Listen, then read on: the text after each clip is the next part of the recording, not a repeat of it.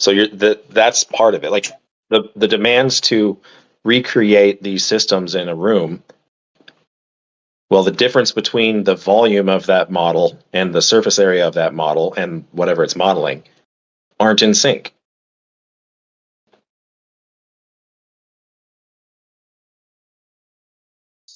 You can scale it though. It's because the atmosphere, the ratio of like whatever the thickness of the atmosphere to the thickness of the sphere of Earth is just, very little, so you can easily replicate it. But you can't. That part of it, yes. You can't replicate the. You can't replicate the, let's say, a fluid layer on a rotating object, rotating mass. It's surrounded by vacuum. It's like I can't. I would love to experiment on that. I can't. Like a viscometer, if you look it up to test viscosity of fluids, you've got like a spinning cylinder. Yeah, or I don't know what to do. How the fuck do I do that? How do I have this gradually, tapered off pressure layer while rotating a body? I don't know. I just want to run some tests, man. I just like fucking around with shit. Yep. Good thing to do. Yeah, because like the boundary layer effect and stuff like that. It's cool to know. You should. Any human should know about this stuff. I mean, there's examples of that. So like the top of your ceiling fan, even if you left it running 24/7, the top of it gets dusty. Even though it's moving through the air the entire time. But that boundary condition does cause the air right on the blades to not be moving. And so dust can hit that, stop moving, and then land on the blade. And that's how dust builds up on a constantly spinning fan. Nice. So at the tiniest scale, if you could shrink down the air right above the fan, you could stand on the fan, and if you're tiny enough, you wouldn't feel wind, even though it's spinning in air the whole time. That air would be lockstep with the surface of the fan.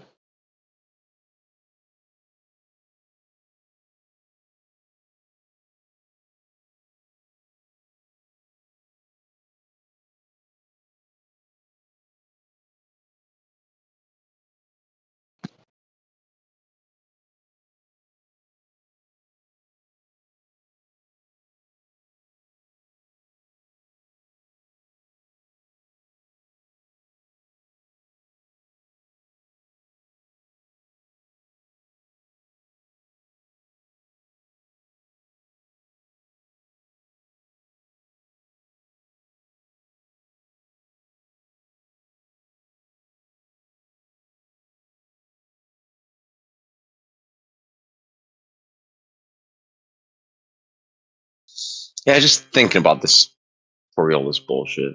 I don't buy it for a different reason. I have my own personal, practical fucking reasons. Because like I use a firing solution, ballistics calculator. Cool. And everybody will say, "Oh, it's got Coriolis baked in and all that shit." It's like it never asks me which direction am I shooting ever. The ones ask the direction of wind, yeah. The ones that claim to it's there, you got to get the model that includes it, which is always the most expensive one. But that one will have you input the direction you're facing and your latitude. Now, I'm not saying it makes a huge difference. You're like at the ranges where it matters. You're just like adding you're just trying to stack as many positives on your side as you can. I mean, if it's within the top of the error of the bullet and the rifle, or the muzzle combo, whatever the fuck you're shooting this out of. Well, the example, okay.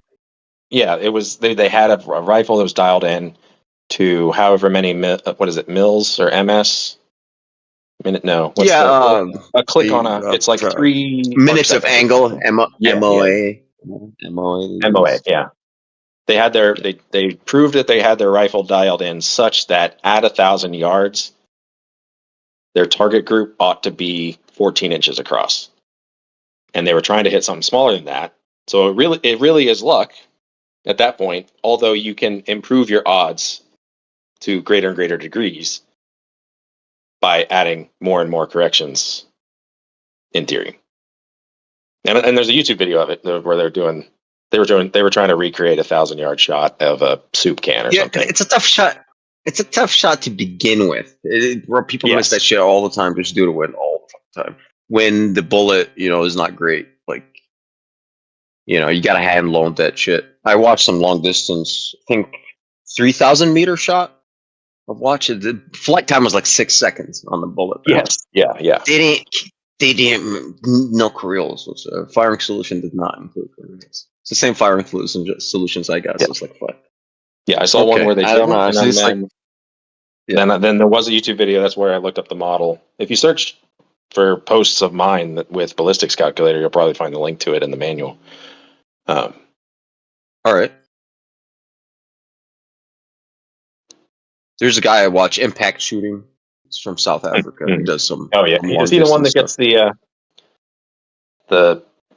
not baboons, gibbons? No. Oh yeah. He shoots baboons and he shoots a bunch of monkeys. Snipe monkeys. Yeah. From Yes. hilltops. Yeah. I think it's him. Yeah. He's a cool cat. He's like, who's the alpha? Oh, that one on top of the rock. Okay, he's got to go. Bang.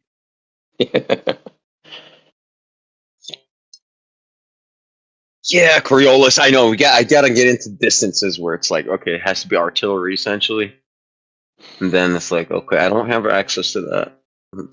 Or just burn a ton of money getting enough shot data to show that it's a trend that affects it, even if it only shows up at doing a 500 rounds and then analyzing the group with correction and without correction. Right. Which would be a pain in the ass. Yeah, it's worth it though.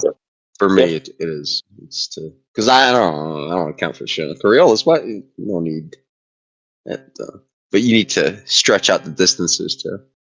And you got to wait for days where the air bit over that great distance is going to be calm enough not to be the only effect that's actually is throwing everything off.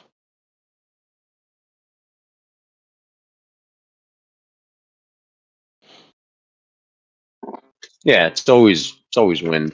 It's the issue. And yet, snipe is calculated in seconds. What? I'm sorry? What was that, Chris? That's just called training.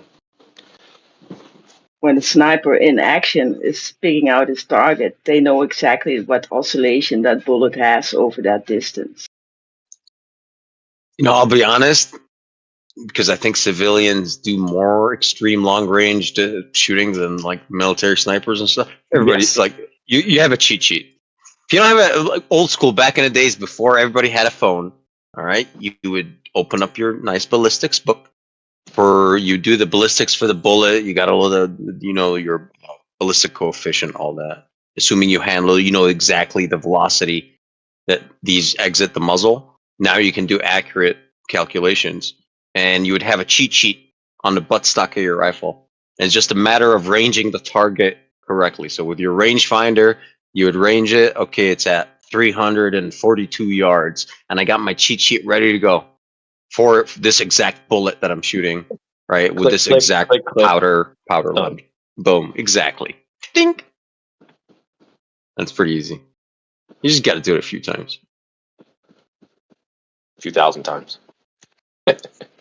Yeah, exactly. A few thousand times. With each, I would say, yeah, you're right. Yeah, but there's nobody. That's when you get good. Coriolis. Right at 2,000 bullets or so out of 2,000 rounds out of that platform. Okay, you're starting to get good with it. You know how to use it. For sure. Now this is also equally hard to recreate, but if you look at the firing solutions for battleship artillery from back in the day, it's not Coriolis and it's not the other one where it's due east or west.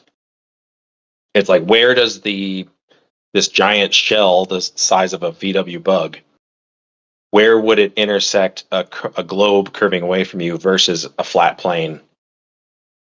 And their firing solutions account for the greater distance it's going to have to, quote unquote, fall from its perspective shooting over the horizon in the upward trajectory arc. Yeah, longer arc. Well, yeah, some sort of. So section. if they changed nothing and the Earth was flat, they would be hitting closer to the target than they would anticipate if they weren't, if they're doing their math based on a globe.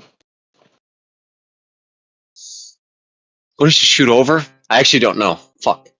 I'm getting confused. Okay, so if But imagine the parabolic arc of the shell. Right.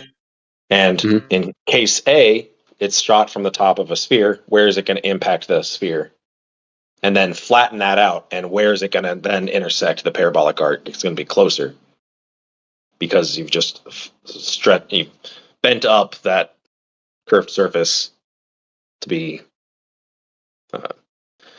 horizontal from where the ship is firing. Okay. I see. Okay, now I moved the graph correctly in my head, I think. So you're saying if you shoot a bullet and drop a bullet, they don't hit the ground at the same time. That's what you're saying with this, Bullnyte? Nope. Totally different. It sounds like that's what you're saying. Sounds like that's what you're saying. Talking about a battleship shell. And a ballistic trajectory, yes, but not fired parallel to the ground. Yeah. You're saying fired parallel to the ground and dropping a bullet. Not fired parallel to the ground. Yeah, but if we did fire a bullet parallel, you have the barrel of the gun horizontal, and then you drop a bullet and shoot a bullet, you're saying they're going to hit the ground at the same time. I think you could never prove that they did. I know, but when you're talking bullets, and we're not talking like BBs, should they hit the ground at the same time on a globe? Should they hit the ground at the same time on a globe? On a globe, no. No, right. But they do, though. Interesting. Maybe. I mean, they're very close. I mean, you'd have to. I don't think 1,000 yards would be far enough to detect the difference between that timing. And how do you time when a bullet 1,000 yards away hits the ground? Maybe you could just look for the dust it kicks up. You have it hit you'd have it hit a piece of paper or a target or something, so that way you could see what the elevation of the hit was, and then you would have, say you have the you could have your bullet you drop only fall that far. You know what I'm saying? It doesn't have to actually. You're up on a 5-foot platform, and then 1,000 yards away, you have a big piece of a 8x10, a 10x10 piece of paper with 5-foot elevation marked on that, because that would be quote unquote the ground. Exactly. You would do it something like that. You wouldn't just wait till it actually hit the ground. You know what I'm saying? You'd want to know exactly where it was at some specific moment. Yeah. Yeah. Somebody should do that. Mythbusters had an episode on that, because I was skeptical about that too.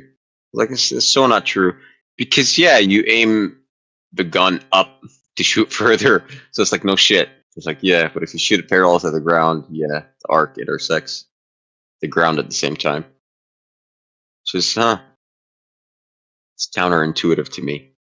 Yeah, but because I think Jamie Heineman was just like me. He was like, "Nah, get the fuck out of here." Nope, there's no way. Proven wrong. Yeah, it's fuck. I'm all right. Damn it. You know why when they do the Coriolis correction for bullets, though, you know why they don't shoot where the target is?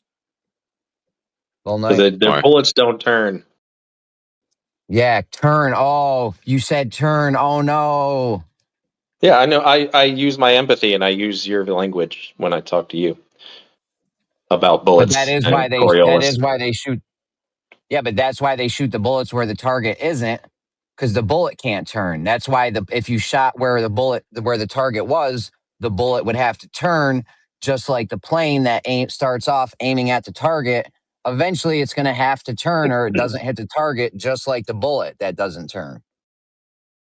In the same way that the gun applies force at that vector, that's if you stretch out that vector, it's leading the target.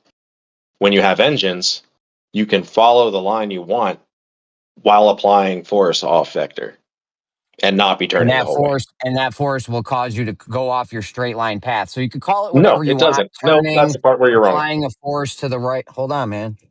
You can call it whatever you want. Turning, banking, applying a force to the right. Call it whatever you want. If you stay on that straight line path, you don't hit the target, just like the bullet won't hit the target. I disagree. At the end of the day, we don't have The bullet planes, can't so hit what the are we target. really like debating? We're debating what turning means, which is fucking ridiculous, dude. I know. Like, you're being ridiculous. I disagree.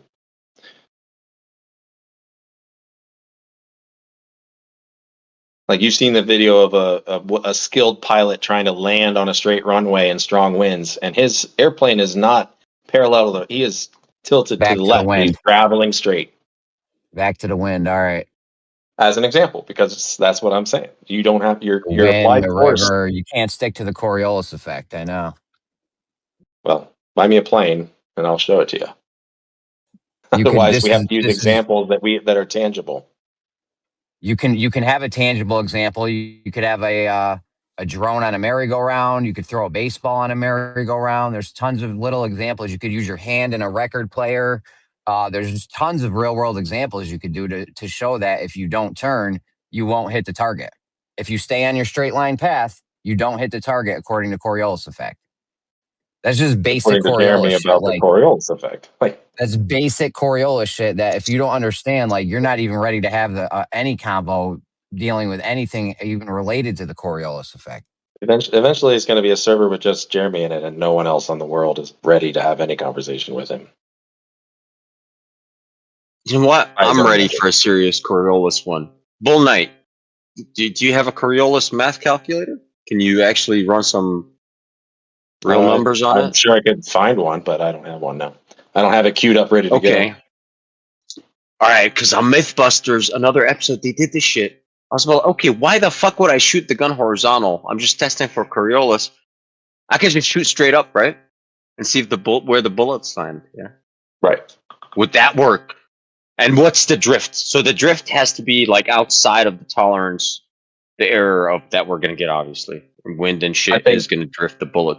So I think just accounting for the wind over that flight path, but I think they're like dropping it would be equivalent, right? You don't have to go up and then come back down to see this effect. You could just drop it, right? time, right? There's more time in the air. And down, Time if you spent. go up and down, you're just negating it because it happens one way up and then other way down, and it would land in the same spot even if there was Coriolis. Really? Why Yeah, Earth is rotating in the same direction? Shit. Yeah. Why did it like Just it's in the still air for rotating? twice as long. Twice, yeah. I'm trying to keep it in the air for as long as possible without powered flight, without just wind smacking it around. So on a still day, let's say, and I just shoot off a bunch of rounds, and they all land within, let's say, a 10-foot radius or something like that. And if I run Coriolis math on it, and if the drift is larger, that should be larger than that, then there we go. So Yeah, and I'm onto didn't they use something. cannonballs? Like, since they're so much heavier, they're not going to be, and they're round, so they're not going to tumble, and they They come will. straight down. They're not really run. super aerodynamic, but they'll drift randomly and effectively cancel it out over a long enough distance. Yeah, if you wanted to buck the wind or have a higher ballistic coefficient, just increase the mass. More mass, yes. Shoot an anvil straight up. And the aerodynamic one, so it's the aerodynamic anvil. But yeah, we can do cool stuff like that where it's already been done. Like the Mythbusters, I think the episode, do bullets come like straight back down or some shit? Of course they did. I forgot what the episode was, but I think they use a 30-06. So I could use their data sort of, then Dude, plug in some Coriolis numbers and see. I'm telling you guys, if you shoot a bullet up, it's going to have Coriolis going one way, right? It's always going to do the same way, right? So you shoot it up, it curves one way, then you shoot it back down. It just negates it. How does it negate it, bro? Earth is... So isn't Coriolis due to Earth spin? Like, right? It's not wind, right? It's the Earth rotating beneath you. Right? So you get that deflection. So if I shoot it straight up, it should land west of me, shouldn't it? Due to I think Coriolis. so. That's Right. what my So- hunch is telling me. Yeah, so if there's consistent bias, let's say if I do, and that's the right way to do it, I would just do like 1,000 rounds straight up in the air. And, I would plumb the fuck out of that board. Just bring the best instruments to make sure it is plumb up and down. And pour nothing but concrete around it so it doesn't fucking move. And and I would do like 1,000 rounds. And if they all bias west, okay, fuck. Hey, hold on. Why are they biasing west? Like, okay, that's interesting. Yeah. Are we spinning? But I don't know if they do that. It would be interesting though. But Jeremy, I don't get why they would cancel Broats. You would have twice the drift essentially, because the bullet would go up until it's what do they call that? That center of the engine, the peak flight, apogee. Yeah, is that it, or some shit like that? Then it would come back down due to gravity. So you got twice the flight time, max flight time.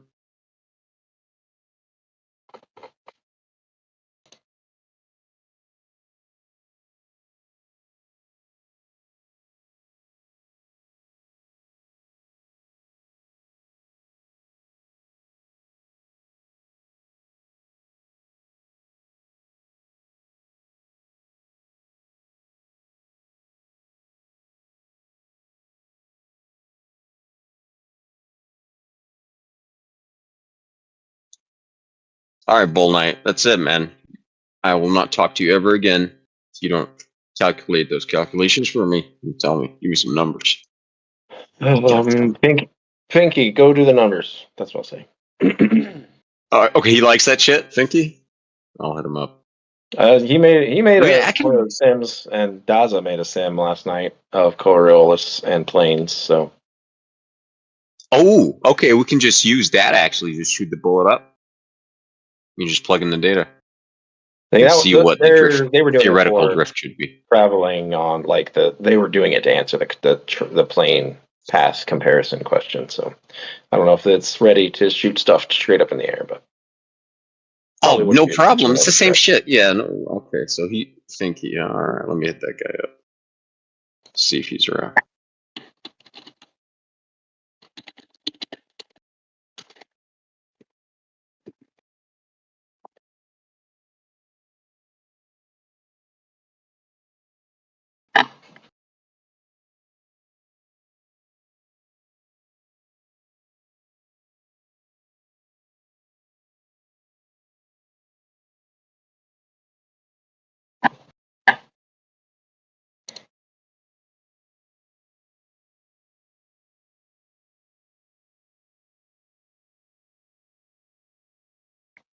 One of those long range shooting videos I watched recently gave a really great demo of refraction in air.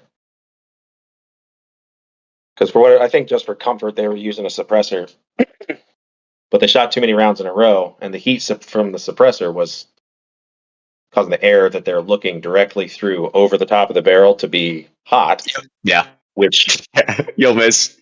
Throws off their whole vertical alignment of the optical corridor pointed at the target. You get that mirage shit. So Yeah. you're looking through your scope, you're shimmering. Things are just dancing. Just dancing into this. It's like, bro, what the fuck is this? Target is not moving. But it is in your scope. It is absolutely moving. Mm-hmm. And I think even if you tried to aim at the middle of the dancing, I think it would be off vertically. Not because you didn't aim at the middle, but because it's dancing, but also It's the refracted. entire. Yeah. It's like I know what you mean. 100%. Just you gotta put a shroud on it or something. Yep. Parallax is actually a good one to understand from shooting. I was never able to wrap like my head around what parallax is. But from especially when you have a really shitty hunting scope, you'll understand what parallax is. Like you don't know.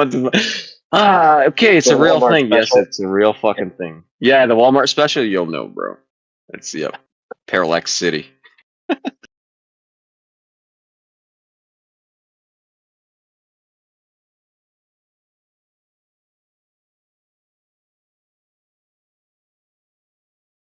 So eventually, then I'll get into the stellar parallax stuff. I still don't understand that, to be honest. But one day, I'll be practical and then do some experiments too. That way, I can understand what the shit is. Why should I have stellar parallax? Only like through an optic, yeah, right?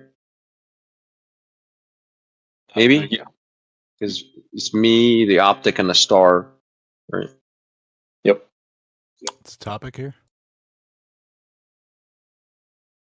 Don't know, man. Just globe Earth stuff. I don't know, flat Earth stuff. Not sure. Here's a cool Parallax, research Coriolis. Here's what? Cool research paper I just found. All right. Pasted it. Snacks. I'm waiting for. Pfinky said he can't VC right now, so whenever he hops on, I would like him to run a simulation of shooting a bullet straight up with accurate globe math to see how far west they're going to land. You know, and then use that data to kind of see if it's accurate to reality or not.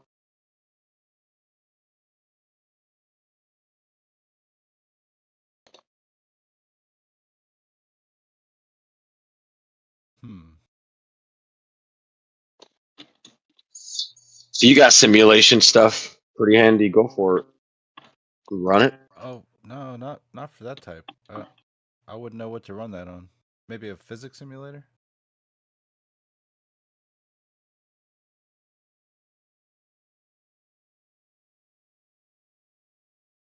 Unity's probably got a plug-in for it. It's got something, yeah.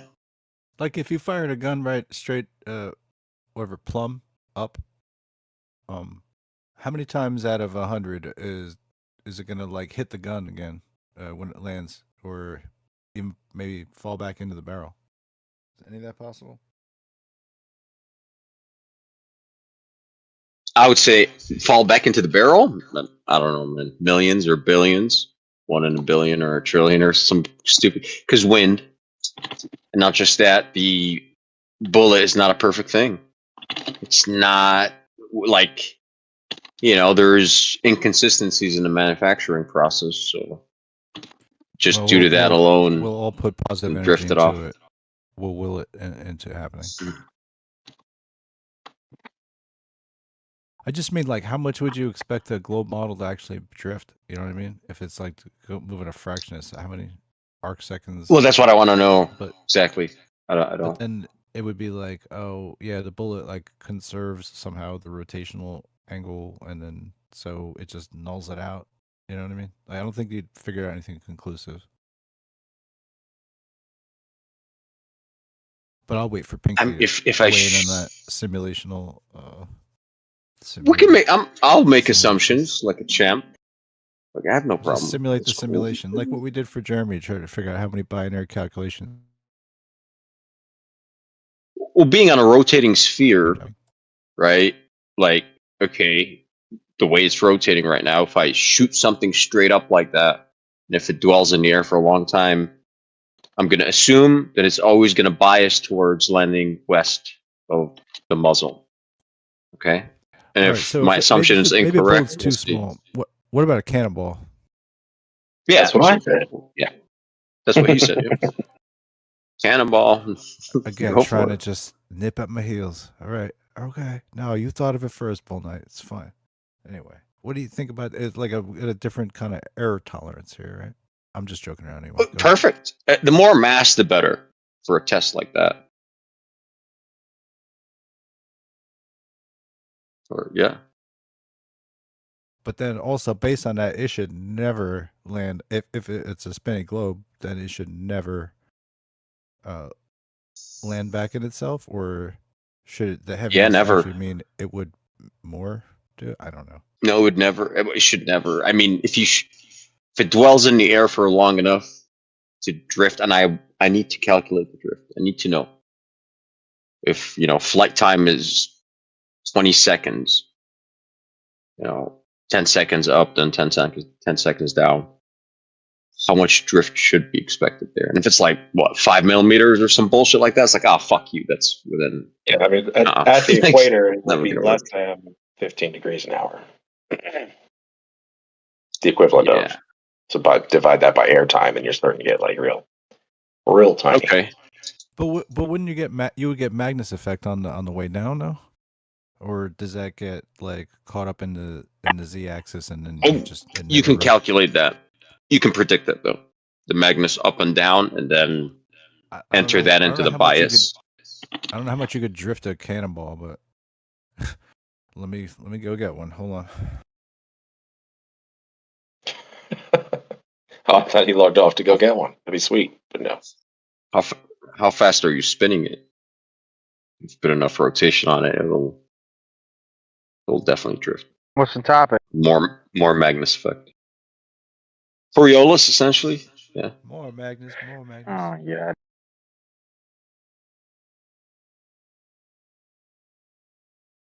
Yeah, it's Jeremy's fault. Well, I guess it's better than the reference frame thing. Yeah, we're getting there.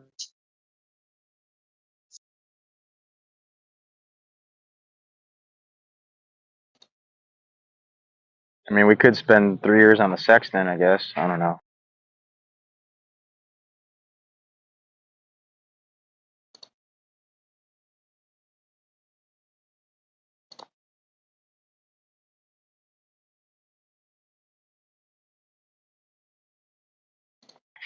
Hey, Wesley, I thought that was pretty chicken shit, dude, how you went at Witsit the other day, dude, in QOP server.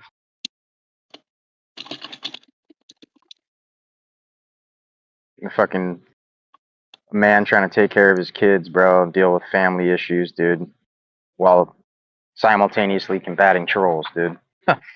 What a fucking amazing world this is.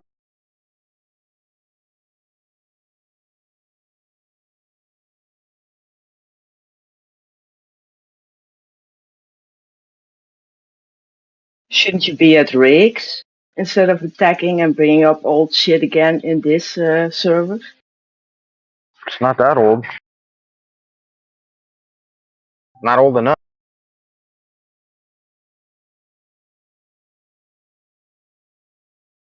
And I go where I please, Crizzle, okay?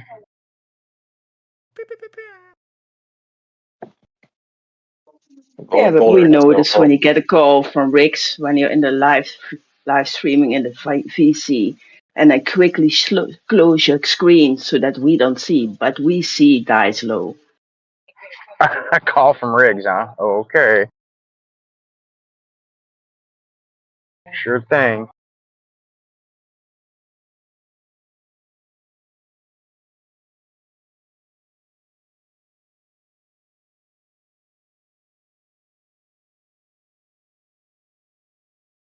Note to self, don't answer calls from Riggs.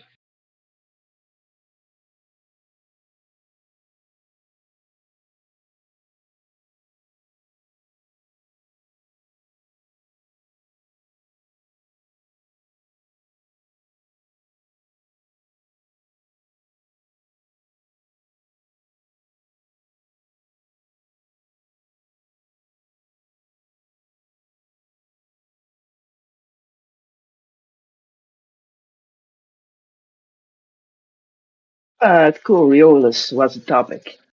Let's keep it going.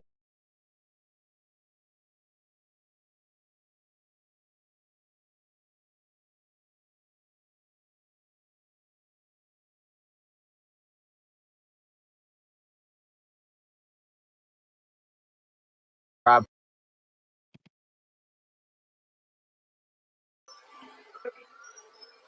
Straight lines being straight. I'm just kidding, Rob. You're good. Yeah, like people think if you turn the thing you're in, like it could be a shorter path somehow. It's crazy. I know. I actually got Omnivore to flip to my side of this argument before. I've had a couple of these guys flip and be like, you know what? You're right. That is the shortest path. Because it's just like demonstrable. You know what I'm saying? Yeah, they'll flip, but then they'll come back and say, but my religion says. They do be flip-flopping all over the place. I know. Oh, you know what they were saying last night? This is the craziest shit I ever heard. Right when this dude said it, I was like, no Glover's ever going to agree with you on this. They were like, yo, if you take the path, we had dots representing the same plane, 2 different dots. And one of them took a path where you didn't correct for Coriolis. Another one took a path where you did correct for Coriolis. They were trying to say if you don't correct for Coriolis, you will not have the correct momentum by the time you get there to land the plane safely.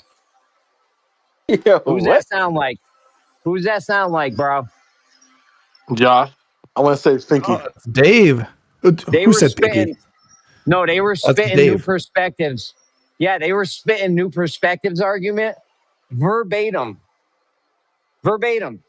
It was absolutely insane. I sent him a DM. I'm like, bro, wait till you hear this. He thought it was on. He was looking for the audio, but it was all on. It was all happening in text. No one would actually say this out loud, I don't think. Like Gaza, Rolling My Boulder, Mole Man, they were all like, yeah, you can't land the plane. You won't have the right momentum when you get there. I'm like, bro, you're telling me if you don't correct for Coriolis, we can't land a plane? That is the most batshit insane thing I've heard like all month, at least. Probably this year. Yeah, I agree. That doesn't make any sense. I don't know what they meant by momentum. Yeah, where is it in text chat? We could go read what they said, and then we could all. Then maybe we'd know better. Oh, I got screenshots and shit, bro. This ain't over. Gaza better not even come around after that. That was wild. It happened last night at like, I don't know, it was like midnight, maybe 1 a.m. Eastern. Shit is nuts, bro. There were just 2 different planes. One of them corrected for the Coriolis, and another one didn't. I mean, you agree with me, right, Pfinky? If you don't correct for Coriolis, you're still going to be able to land the plane safely, right? The plane safely. Yeah, you can. I mean, you can. As long as you're not going too fast, you can always land a plane. Or if you go too slow, you fall out of the sky. No, it's the same 2 planes, bro. They were the same 2 planes. Same 2 planes. However fast the one plane can go, the other plane goes. But here's the thing, though, Pfinky. Here's the thing. If you turn, right, let's say any scenario in the whole universe, there's a point A and a point B. And we both leave from point A and we're trying to get to point B.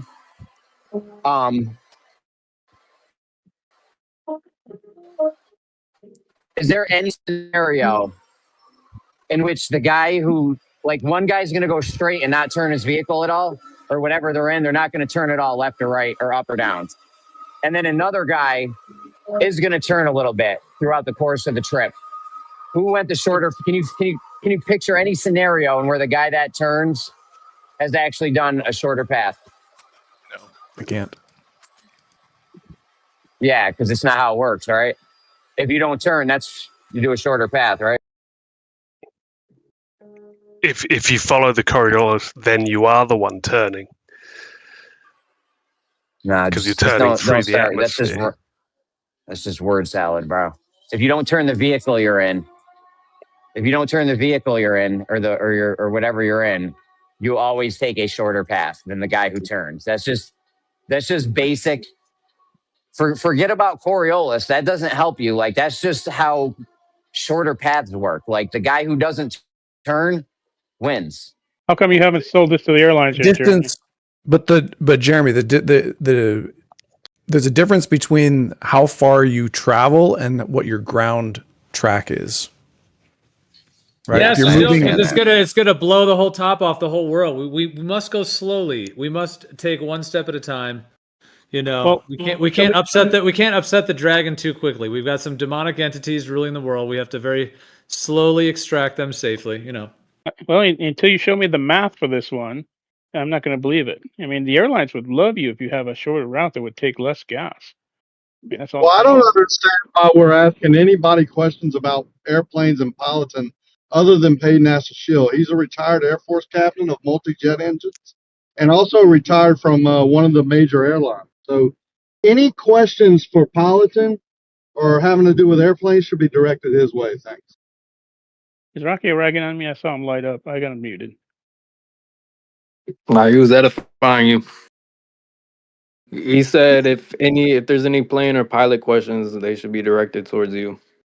And he also gave the winning lottery numbers, but you missed it. Oh, I missed it. He should. That's correct. But I mean, Need a Jeremy has recipe said this. for cold fusion. Jeremy has said this for the last couple of years, but I've yet to see any math. I mean, it sounds like it's a great hypothesis. And I'm sure you could sell it. I mean, you could get some math. It's not really the concept, the basic physics behind it doesn't really need any math. It's pretty explanatory just by knowing that the guy who doesn't turn, just from knowing that the guy that doesn't turn is going to go a shorter path. That's obvious. We all know this. This is just a universal truth. Well, it's obvious, except that you're talking about science here and physics, which math. And if you're gonna sell this to airlines, you're gonna need to tell them how much gas they're gonna save and how much shorter a route it is. But other than that, I mean, we could get some numbers. We could get some numbers for him, but I'm just saying that doesn't. Whether the airlines do or don't get involved, it doesn't make this what I'm saying true or false. Because what I'm saying is 100% true. It's demonstrable. Okay, Jeremy. It is, but where's the math? If it's demonstrable, Jeremy, I've got an example for you. So I'm working on something, a visual for this, but you've seen the thing where people are sitting in a circle and then they start spinning it up and then they try to throw the ball to the person across from them, right? Yeah. And then it veers off to the side, right? Yeah. So veer off to the side to, let's say, to a different person that's not across from you, but he's closer to you, right? Because he's kind of on your side. Right? Are they throwing the ball straight? Yeah, they're throwing the ball straight, of course. Right? So the ball doesn't veer. That is not a correct description, what you just said. Well, from the perspective of the person throwing the ball, it appears to veer to the person to my right. Correct? Yeah, so it's just an appearance. Okay. Hold on. It is just an appearance. In the spinning reference frame. In the spinning reference frame. Right. Yeah. It is moving straight. Yes, we all agree. Hold on, let me finish. Let me finish this. Okay, so it appears to go to this person to my right. And this is Coriolis. Everyone needs to take their turn. Yeah, that's right. Snacks. Everybody take their turn. Okay, so now you could imagine I could also just draw a straight line to the person who caught the ball, right? From my perspective, it curved over there. I could draw a straight line to that person, and that would be a shorter path than what we saw the ball take since the ball appeared to curve. Both of those paths are straight in reality. We're not talking about perspectives or reference frames. We're talking about the reality of the path of the ball or the airplane. So as soon as you want to invoke reference frames or perspective, you lost. I will not, in this whole conversation, I will not invoke perspective one time. Reference frame has nothing to do with this. Depending on what reference frame is in, the path of the ball. No, it doesn't. The ball went in the path that it actually physically went in. And whose reference frame? Yeah, that's what we're talking about. Someone viewed it from the God view and saw it doing something different than the person that was sitting on the turning merry-go-round or sitting on the ball. No one's talking about that, and no one says that the views are different. Okay, so let me go back to it. Let me go back to it to explore it, because I haven't even made a claim yet about how this proves or disproves anything. But my whole point is that when I throw the ball, I throw it in a straight line, and it goes to a person. It goes to a person over on my right, right? It doesn't go straight to the person I throw it at. It goes to a person over on my right. But there's a shorter path to that person. Hold on. There's a shorter path to that person than the path that the ball took. Correct? What are you talking about? Stop the merry-go-round from spinning it. Throw it straight. It'll go straight to him. That's the shortest path. We're talking about Coriolis tonight, right? So I assume everything we're going to talk about is going to be in the context of something rotating, because that's what Coriolis is. I was just complaining about someone talking over someone. I mean, I don't get why y'all do that, bro. Y'all complain about it. Let me just get it back and forth with Pfinky real quick. Okay. So I heard your ball example, right? You throw a ball straight. and it goes to a different guy, right?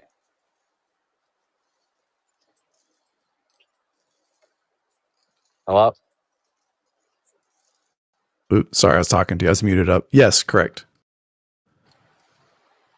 Yeah, so I mean, were you trying to hit that guy? No, I threw it straight to the person across from me. Yeah. But did you want to hit the person across from you? You got to lead them. I don't know that I wanted to hit him. I was trying to throw the ball straight, and it curved to the side. Yeah. Well, no, it looked like it curved to the side. It actually went straight, though. Oh, from your reference frame, it curved to the side. I know. Looked Got like it. from your reference What do you mean it looks frame. like? No, no. Looked like, yeah. Well, you mean in the inertial reference frame, it looked like it went straight. It all matters with reference frames. reference frames. We've already disproven that, or saying that's You've not the disproven topic. reference frames? Did you want to avoid the leading statement? Because that's when I say, got him, shortest path, straight line. You just have to lead him because you're on a rotating surface. Well, again, show me the map. The shortest path. The math. Are you ignorant? Well, no. You and Jeremy have got to come up with some sort of math to show that this is the shortest route that the airlines will save gas.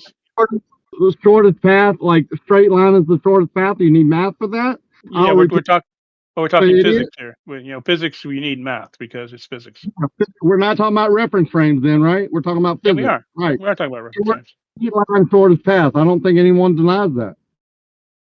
So which reference frame or should we be using, Rakia, for this discussion? I'm fine with either. You can pick whichever one you want. I don't care which one you fish. I'll answer your question if you will allow it. I don't care what out of the million reference frames you use, it doesn't change the actual physical path of the object you're throwing, flying, or whatever else. Thank you. But it doesn't your reference frame. Hey, Rakia, like you fish, right? Like at the second you really strike that fish, or it's striking a line or whatever. Is that the shortest path to it? The fishing line? Are you really? That's a topic you want to get. It's the same idea. I mean, fishing line that drifts, and is the fishing line longer? The distance that the fishing line goes longer or shorter if it's in a straight line or if it's drifting left or right? Which one is a longer path? Since you want to talk about fishing, like when you have current and the line, the 100-yard line is out, but it's crooked, it's not straight. Is it going point A to B from your pole to the end of the hook 100 yards in a straight line, or is it going 50 yards and it's curved? I don't know. Let me get a one-on-one with Pfinky real quick, though.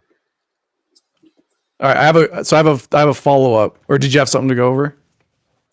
I actually agree with Rakia. I'm not like, I feel like he's frustrated about, I don't know what's happening, but I agree with him. When you throw it, it goes in a straight line. It has inertia, and there's nothing. The fact that you're on a rotating platform doesn't make it actually curve. It's an apparent drift. Yeah. So knowing that, then, right? Knowing that it's just an apparent drift, you're not going to use the path that it traces out on the non-inertial reference frame on the merry-go-round or whatever, right? Because we already know that that's not even really happening. What is happening? So you would never use that path. Yeah, you would. That's Pfinky. the path. I want a one-on-one with Pfinky. with Pfinky. But that's the path that takes over. We're doing a one-on-one right now. Yeah, but that's the path that takes over. We're doing a one-on-one. I'm going to mute you. Of course you are, because you're a coward. You have to mute me. No, because I'm trying to have a one-on-one. Well, I guess you get to do that because you're a mod. Fine, I'll mute myself. Anyone can have a one-on-one. No, anyone can have a one-on-one. If anyone ever wants to have a 1v1 with someone, let one of the mods know, and we'll do it up, and we'll mute anyone that wildly interrupts like Pages did. All right. People can chime in or whatever. We can share the space. I want a 1v1 with Pfinky. In the dark. Those good snacks. Okay. All right. Where are we at? Okay. I have a question. If you have something, go for it. But I have a question. So what? Go ahead. Imagine that we are, so instead of a merry-go-round, we're in a pool, and the whole pool is rotating. The water's rotating with the pool. Okay. And I'm at one end of the pool, and I see the person across from me, and I have like a little torpedo, right? Oh, can we use one of those guns with the rubber band, with the spear? Yeah, exactly. Use that. Let's use that instead. Okay. All right. Now, if I shoot that just straight across this pool along a line, what do you think is going to happen? Is it going to curve or is it going to go straight? And I'm talking from both. I don't know. I wish. I'm saying from both frames, like or from inside, like would you see the same Coriolis thing you would see throwing the ball in the merry-go-round, or you get to see something different? No, that's actually how you could differentiate between the Coriolis effect and not the Coriolis effect. Is you could get in the different frame. Like if you were all on the inertial. Let me just answer your question about the harpoon. I'm not 100% sure. I feel like that's not Coriolis anymore, and there's an actual thing making the harpoon curve. So I feel like you would see it curve from wherever you are. Maybe, I don't know. Can we stick to the air with Coriolis though? We can, but the reason I bring up the water is because it is really important when we get to airplanes. But I hear you. We can stick to air. We'll get to the air. I'm gonna bring you to a record player that has a wind tunnel on top. That has the air rotating at the same lockstep with the surface of the record player. Does that work for? You can't use wind tunnels. Are my thing, dude. You can't use wind tunnels. Come up with something different. For planes. That works for planes, though, right? That would work. Okay, wind tunnel with a record player, and the wind is going at the same speed as the record player. We got the lockstep going on with the record player. Yep. Mm-hmm. Is that good for planes? Does that work? Will that work for planes? Same thing, right? Yeah. Yeah, I'll say yes. Yes. All right, cool. I don't know what you mean by will it work for planes, but that's kind of what I'm getting at with the rotating pool. It's the same thing as my rotating pool example, right? Yeah, I feel like that'd be like 100% analogous for planes. You have a spinning ground and the air is spinning with it, right? Yeah. I feel like we're good. We're good for planes if we have the wind tunnel with the above the record player spinning at the same speed as the record player. All right, so here we go. Okay, look, we're gonna start off small. We're gonna start off nice and easy though. It's just you and a record player in a wind tunnel. The record player is not even moving yet. Right? We'll start at the center, or you can start a little off center if you want. It doesn't really matter, but you're very close to the center. Maybe your hand's rotating with it. You got a marker. The record's white, and you have a black magic marker in your hand. Okay? You with me? Yep. The marker's touching the record. You're spinning with the record near the center. Say this is 1 meter diameter record. This is a big ass record. You mean I'm turning in a circle? Right? Oh, at the center of the record player, I'm turning in a circle. Yeah, if it was spinning and you wanted to keep up with the record, yeah, you would just be rotating your hand. Now, say I wanted you to move your hand in the shortest distance possible to some random dot on the edge, right? Let's just stick with the edge for now. Keep it simple. Straight line. You're going to move your hand just forward straight. You're not going to curve your hand, right? Mm-hmm. Okay. Is there any scenario that changes that where you wouldn't do that? If I said, I always want your hand to take the shortest path, right? I don't care about anything else. I just want to make sure your hand travels the shortest path. Is there any scenario that's going to change you from making that straightforward motion with your hand? Yeah. I mean, any scenario that's relevant. Something that's relevant, obviously. If the record player is turning, then I would do something different. Okay, well, we start the record player turning, and now you're telling me the shortest path for your hand is you actually turning your hand?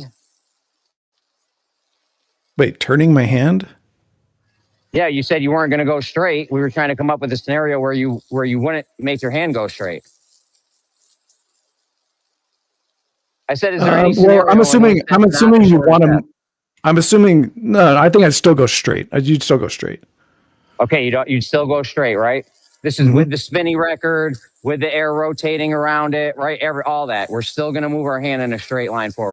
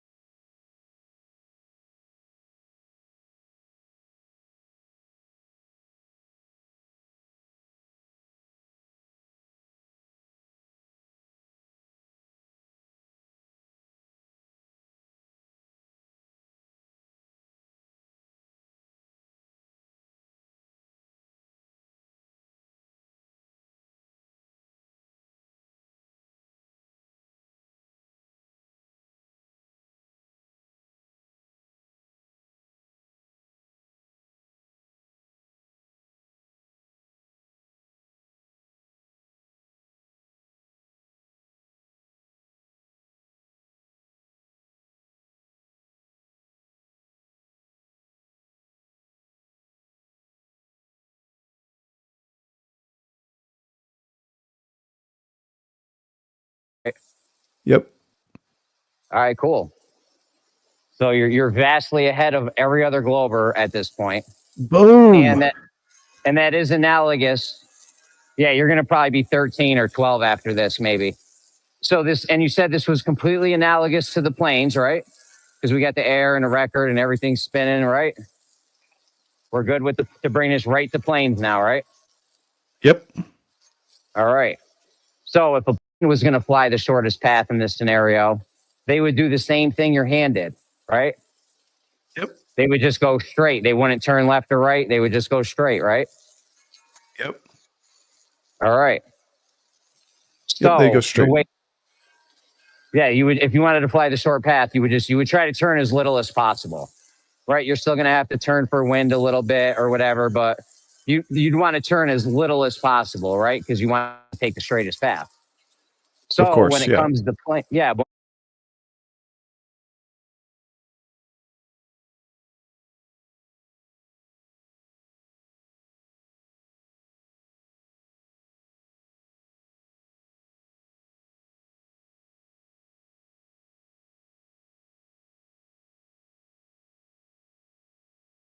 planes, they're not doing that.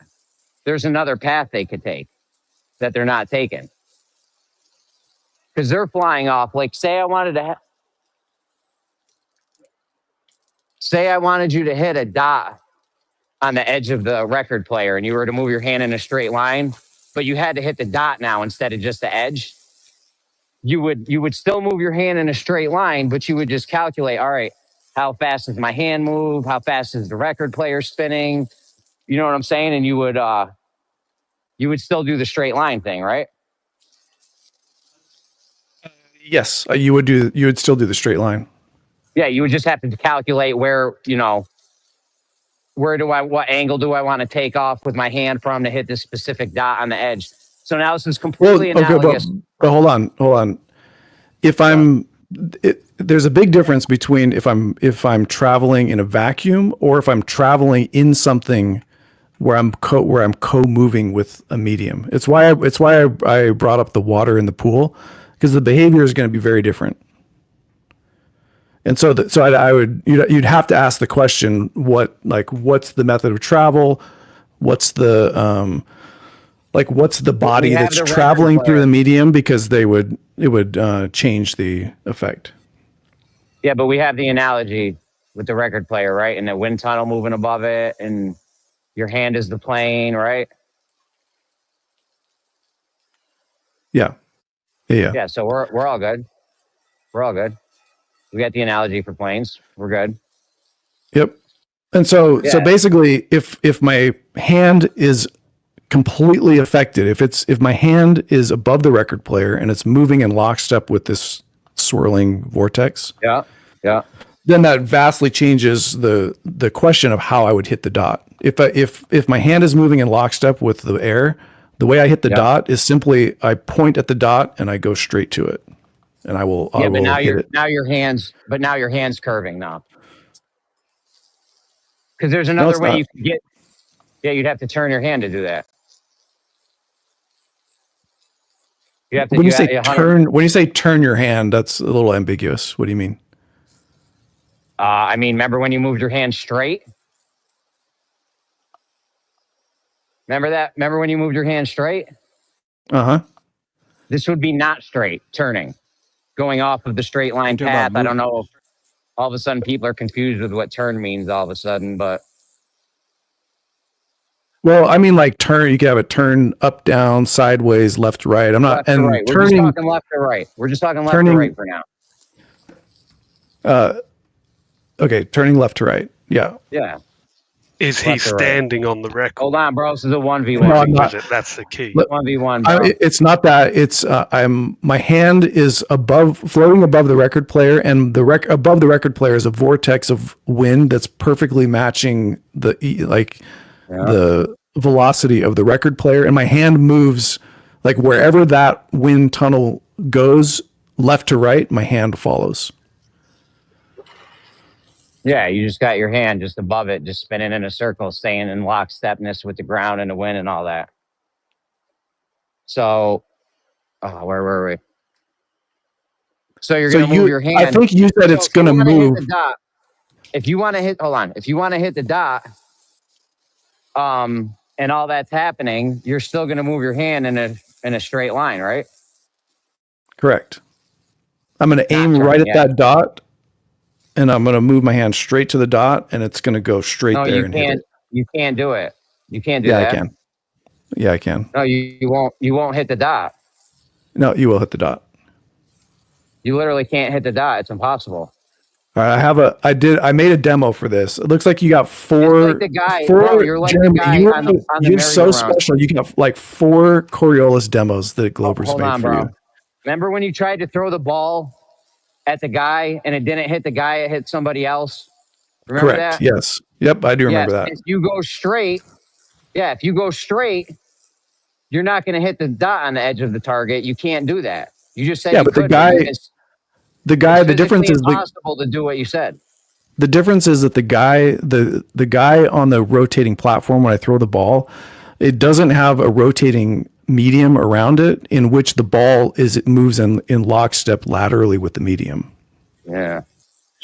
If you could go straight and still hit your thing, then you don't have the Coriolis effect going on. Then there's no Coriolis. If the thing is, if you're moving, Coriolis veers you off your straight line path, bro. It's literally impossible to do the thing you said if there's Coriolis happening. I'm just letting you know that. Well, I think there is truth. I think there's some truth to that. It's why I say, like, to start with, we say, let's frame this as we're moving in perfect lockstep with the rotating atmosphere. The rotating atmosphere already, because basically if you're moving with the atmosphere, then you're already getting pulled in that direction. Like you're already having that, the tangential velocity being imparted on you by nature of being in lockstep with the medium. I think though, in reality, like a plane isn't gonna, a plane's not gonna. Hold on, man. You're going way off course, bro. The thing I'm right on course. The thing you said you can just do about going straight, the Coriolis effect will veer you off your straight line path. So you can't just go straight. You would get veered off. You would never be able to hit the dot. You cannot do that. That's why when they shoot bullets, they don't shoot where the target is. They make a Coriolis correction. You literally can't do the thing you said. Like, we're not going to be able to get past this. Okay, but hold on. Those airplanes are not. Because that thing you just said, paid, we're having a 1v1. We're not going to get past this point because the thing you just said is not how Coriolis works. Well, I know. Here's the thing, because you keep switching back and forth, right? If you're going to say we're talking about a thing like an airplane, because remember it's a different conversation if we want to talk about a car driving north to south. If we're talking about a plane, hold on, the plane is moving in a medium, and it moves in lockstep with the medium, and the medium moves in lockstep with the record player or Earth or whatever's below it. Yeah, that's not the same as a ballistic, like as somebody shooting a gun. Right, because the gun has an inertia, and the bullet does not travel in lockstep. It does get like a little bit of a push, but it doesn't move in lockstep like an airplane does. Airplanes don't move. It doesn't move in exact lockstep, but You know, it does move in the air. Yeah, here's the thing though. If you could do the thing you said where you start off pointing at the thing and just go in a straight line and not turn left or right, that means there's no Coriolis happening. So in the example you gave of what you were going to do, that is impossible in the scenario where there is the Coriolis effect. So it's just not possible, bro. Coriolis throws you off your course. You can't go straight. That's why they have to correct for Coriolis when they fly planes, they say, because you can't go straight. Yeah, I think part of it's because the plane doesn't, like I said, the plane doesn't travel in perfect lockstep with the atmosphere, and so there's a correction. They don't correct for Coriolis. They just They just fly it on a line. Here, I made you okay. Before we're done, you have to look at all of the Coriolis apps people made for you. You should feel really special today, and you have to judge which one's the best. This is important because this is for Glober rankings. By the way, when I did mine, there was no AI system. Yeah. Bacon gets plus. He gets times 300 for no AI. Bacon gets negative 300. He almost talked me out of my leading the target argument with his bullshit. And that's a negative? Yeah, because my Coriolis argument now is rock solid, and you almost fucking talked me out of it. So you're way in the negative. Way negative. I think that's maybe the Globers could fight for a few minutes on which one's the best. Like who made the best demo? I didn't see any. I've only seen Bacon. Oh, mine is too simple. I wouldn't put mine on. Bacon's is the worst.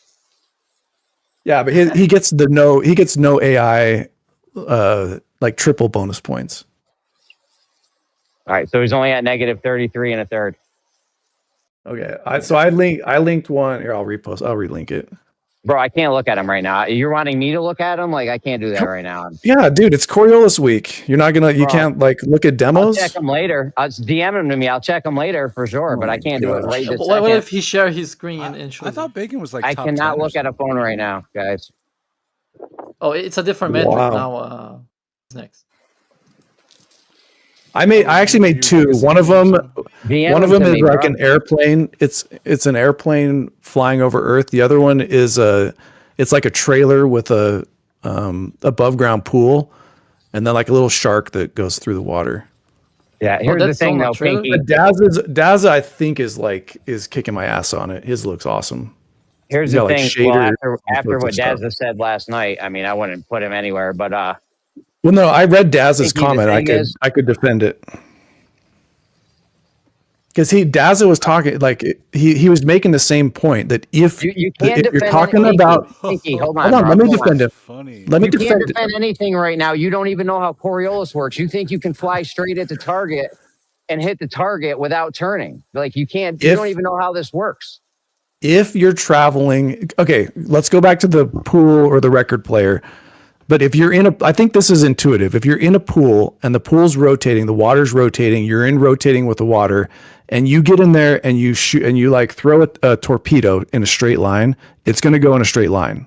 And the reason why is that the water is basically going to hold and move the torpedo with the motion of the water, right? Like you're not going to throw the torpedo and have it like veer off to the right like we see with the people throwing the ball on the little rotating platform. This is not an example of Coriolis, the thing we're talking about then. I know. So why do you think the torpedo doesn't bend from my because it's okay, why is it not Coriolis? It's the exact same setup. It's a rotating platform. What is it about the fact that it's done in water that makes it different? Bro, I don't know about the torpedo. I don't even know what it does, bro. Like this don't have nothing to do with anything. The thing you said that you could do... It has everything to do with it. Bro, I promise you, the thing you said you can do, if you can do that, there is no Coriolis. Planes would not have to correct for Coriolis if the thing you said you could do was true. Planes would not be accounting for Coriolis, dude. Straight up.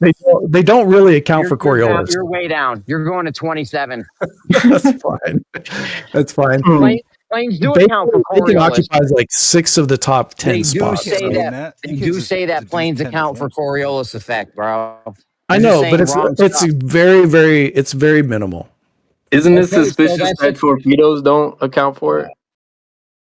No, it's not. It kind of goes against what you're saying.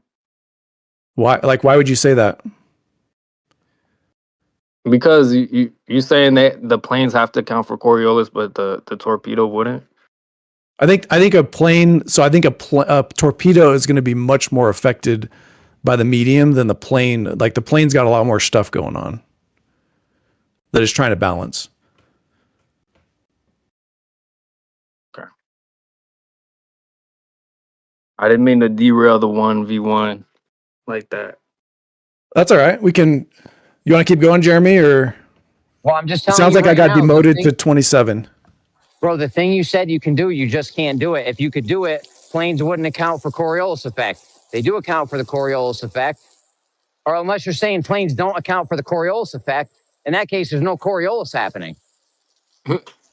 Yeah, I don't think most pilots ever think about accounting for Coriolis. I think when people say they account for automatically, the plane does it automatically. Yes. No. I mean, I'm talking not even like an autopilot plane. I'm talking about a dude flying a Cessna or whatever. They just hold. What would it manifest at? It would manifest as essentially a crosswind, except it would be a crosswind that's less than 60 miles per hour, right?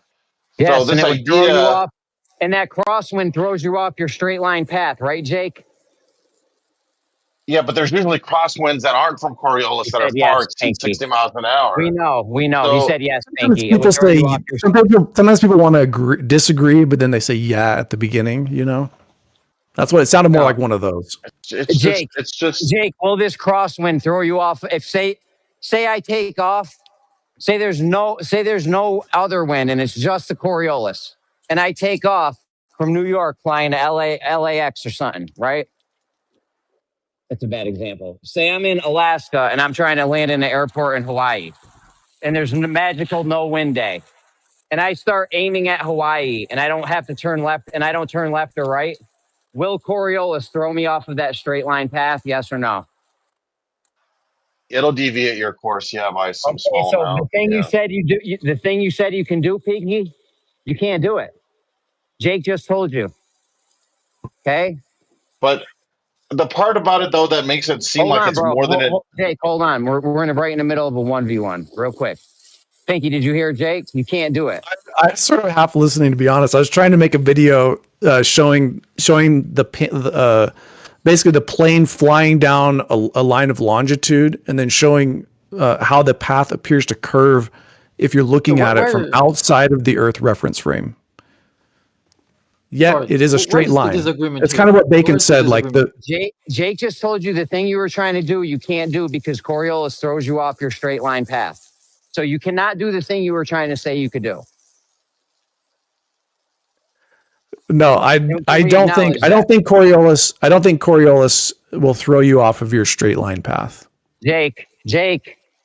Well, I mean, this is under the assumption that it's essentially like a free flight model, right? In which case, there's going to be a ballistic aspect to your trajectory.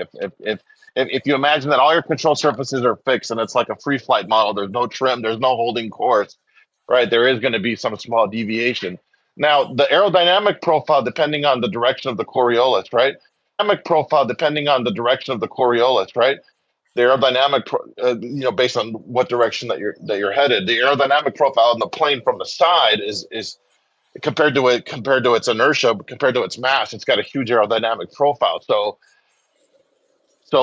the airplane is going to automatically accelerate into the changing air mass as it moves into the air mass, right? That's moving, and it's retained inertia compared to the air mass that's changing, right? There is going to be a small deviation, but in the grand scheme, compared to just what real atmospheric stuff is, it's just going to hold course, and a pilot is never going to have to think about it because the Coriolis aspect of it is small compared to just simply the atmospheric activity that you have on any typical day. Anyway, it's not even a factor. So one thing that you may have missed. Hold on. It will throw you off your straight line path, though. Can we focus on this, please? Yes, but let me explain something to Jake, so we're all having the same conversation. The one condition, we're not talking about like actual flight dynamics and all that. This is an idealized scenario where the plane moving tracks perfectly with the air. Like there's no take out the winds and jet streams and all that, but the rotating air that's like that. Planes fly through the air. Hey, do you remember earlier when I said you're over a record player? There's like wind going, and my hand moves perfectly laterally through that. My hand will track with it perfectly. Remember that part? Yeah. Okay, that's what I'm describing to Jake, because the argument I'm making is from that perspective. If you want to talk about like we can bring in now all the things about flight, like what Jake said is legit. I just want to focus on the thing you said about how you could be in a situation where there's the Coriolis effect, and you can have something in the distance, and you can start off aiming at that object and keep going straight, not turning left or right, and you think you can still hit that object. That is impossible with a Coriolis effect because, like Jake said, Coriolis will throw you off your straight line path. He was right, and he's making it in a context that isn't what we were discussing. This is my point. What I'd posit: if you're moving in a body, water, air, whatever, and the object that's traveling moves laterally in lockstep with that medium, there won't be a Coriolis deflection. You'll just be carried with the medium. Now I could be wrong. Bacon can come in and talking about that, though, dude. Hold on, bro. We're not even talking about that. We're talking about something traveling through it, like a plane, your hand. We're not talking about a hot air balloon just chilling there, dude. That's not even. No. Okay, listen. I'll say it one more time, because I think the part that maybe it is traveling through it, like forward. Conversation you're having, bro. It's not with me though. So, like you brought in some other conversation or something. I don't know what you're even talking about now. No, I don't. I mean, maybe I probably didn't explain it very well, but what I'm saying is, like, I'm not talking. The plane obviously is moving through the air. My point is that air has a velocity that's going it's going perpendicular to the plane. It's pushing it sideways, right? So what I'm saying is, if you're traveling in a medium, and the thing that you're traveling in, a plane or whatever, is going to move and be pushed with the medium sideways, right? Then you can travel in a straight line, and you're not going to have Coriolis. Coriolis comes when your plane has inertia where it doesn't inherit that sideways motion, right? You have some amount of sideways aerodynamics, and so your plane doesn't pick it up fully, and that you would have a Coriolis deflection. You said a lot, man. You said a lot. So you're saying there's no Coriolis on Earth? No, that's not. Maybe that's not what I said. So there is Coriolis on Earth, and if we were flying in a plane, we would have the situation where you think you can just aim straight at your target and not turn left or right, and you'll get there, but that's not possible. Yeah, what I'm saying is, in an idealized, like, you would just pick up the tangential velocity as you traveled south, and you would be fine. But in reality, you don't. That is how I'm pretty sure that's how it works. Another Glober can feel free to jump in and correct me. Jake just told you the Coriolis throws you off of your straight line path. You literally cannot do the thing you think you can do. That is not how Coriolis works. He said that the thing you're traveling in the air in the plane, it has some aerodynamics. It's not perfectly, it doesn't perfectly inherit the, like, sideways tangential motion of the air as it increases. So I have a demo for it, and in the demo you can change the atmospheric coupling. You can go from 0, which would just be like free ballistic. You can go all the way to like 100% coupling. And then you can just see how it behaves differently. So when you get to like a phone, you can check that out. We should do another simulation. Yeah, the plane is going to be like halfway between like a projectile, like a bullet, versus like a helium balloon, right? Where you have like almost perfect coupling with a balloon, and much less coupling with a projectile. Jake, let me just ask you a question. If we were flying a plane on Earth, and say we're going north-south heavy, like Alaska to Hawaii or something, right? If we aimed, say we're leaving from Alaska, if we aim at the target in Hawaii and don't adjust for the Coriolis effect, meaning turning left or right, will we hit Hawaii? Will we hit the airport? Well, the way that it would manifest, not so much that you have to change directions, that you have to hold heading, which means you're going to have to expend energy to hold a heading, right? Because it's going to act like a crosswind where it's trying to push you off your heading.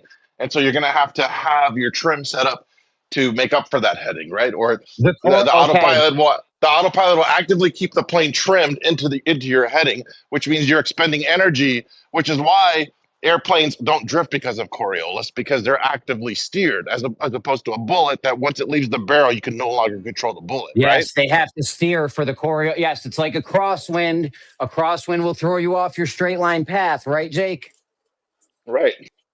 Right. So you're not going to be able to do the thing Pfinky said. Pfinky, are you No, listening? in this case, Jeremy, the Oh my crosswind God. holds you on your straight line path. That's I'm not telling how you, if it you works, just think bro. Jake just told you how it works, dude. The crosswind, Coriolis crosswind will throw you off your path. It's not.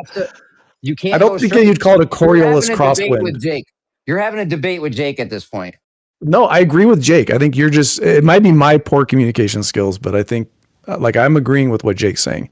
Just Jeremy, think about this. Think about the water example. Hold on. Well, Jake is just saying think about it this way. Jake Yeah, is saying you it can't does go in a straight manifest. line because the crosswind. Jake is saying you can't go in a straight line because the crosswind will throw you off that straight line path. That's not what. No. If you look, okay, I personally, You can fly in a straight line. This is where I'm confused about Jeremy. The plane can fly in a straight line, but it's going to have to maintain. It's going to have to the way that the controls will be trimmed to maintain a straight line. You might be in a very slight, a slight amount of right rudder and a slight amount of right wing bank in order to maintain that straight line to counteract whatever the Coriolis correction is, right? Which, depending on if you're coming from a lower latitude to a higher latitude, that means that your inertial speed is constantly having to be lowered by the lowering speed of the air mass, right? Or vice versa if you're going the other way. That doesn't mean you can't fly it in a straight line, but it means to hold the heading, you're going to have to expend energy in the form of holding a slight turn in the trim setting to maintain that straight line path. It doesn't mean you can't fly in a straight line. It just means that you have to add energy to maintain a straight line. Something that a powered aircraft can do that a bullet cannot do, right? Because once the bullet leaves the gun or the barrel or a cannon or whatever, it's no longer going to be able to make a corrective turn. The bullet can't turn. Yeah, the bullet can't turn. We know that's why you can't aim at where the target is when there's Coriolis involved because the bullet can't turn. If you wanted to shoot the bullet at where the target was, you wouldn't hit the target if Coriolis is a thing, right, Jake? Because it veers you off your straight line path. And Pfinky thinks you can do that, though. Pfinky says you can do that. No, I said in an idealized. Pfinky says he can. What I said is that in an idealized environment, you can do that, but the planes don't fly in an idealized environment. No, there's no idealized environment when the Coriolis effect is happening that you can do that in. No environment anywhere ever. If the Coriolis effect is at play, it will veer you off your straight line path and you won't hit the target. Just like the bullet. It's a balance of your inertia versus your aerodynamic drag, right? Let me ask you a question, Jeremy. Because I think this gets to what you just said, Jake. Imagine you think you're still agreeing with Jake. I do. Imagine two scenarios. One, you have a plane that launches from the North Pole and you're going to launch it to the south or to the equator, and there's no air. So there's nothing pushing like tangentially against the plane, right? You just launch it and it just travels it's inertia. I mean, let's say there's gravity to hold it to the shape of Earth or whatever, and it travels to the equator, right? That's one scenario. Now there's another scenario where there is air and the air is co-rotating with Earth. Now, which one, do you think there's going to be a difference in where those planes end up at the equator? And which one do you think is going to be closer to the straight line path? In any scenario where there's the Coriolis, none of those, they'll never reach their target if they take off flying at the thing and don't turn. Which one's more? Which one's more? Which one's less? Why is it relevant? It's hugely relevant. It's hugely relevant. This is what Daza was trying to explain to you last night. It's hugely relevant. The one with no air will have a huge Coriolis effect. The one with air has a much smaller Coriolis effect. Okay, who cares? I It's do. going to depend on the relationship between the force of drag versus the inertia of the vehicle, right? So something like a bullet that's very high inertia because it's high mass with a small aerodynamic cross section, right? There's going to be a much bigger Coriolis deflection as opposed to something that has, very high drag and low mass like a balloon, in which case, the balloon will instantly pretty much accelerate to the air mass as it moves through it. Okay, but Jake, Pfinky, can you just tell Pfinky, because he still thinks he's agreeing with you. Can you just tell him that you can't, if the Coriolis effect is at play, you can't just fly straight at the target and then not turn left or right and think you're going to hit the target because the Coriolis veers you off your straight line path. Can you tell Pfinky that for me? Well, it's just strange when you apply it to something like an airplane, because an airplane is not like a bullet that you sight and then you shoot off into a direction, right? It's something that's actively guided throughout the way. And then But the same you can't really apply it. The same physics are still at play, though, are they not?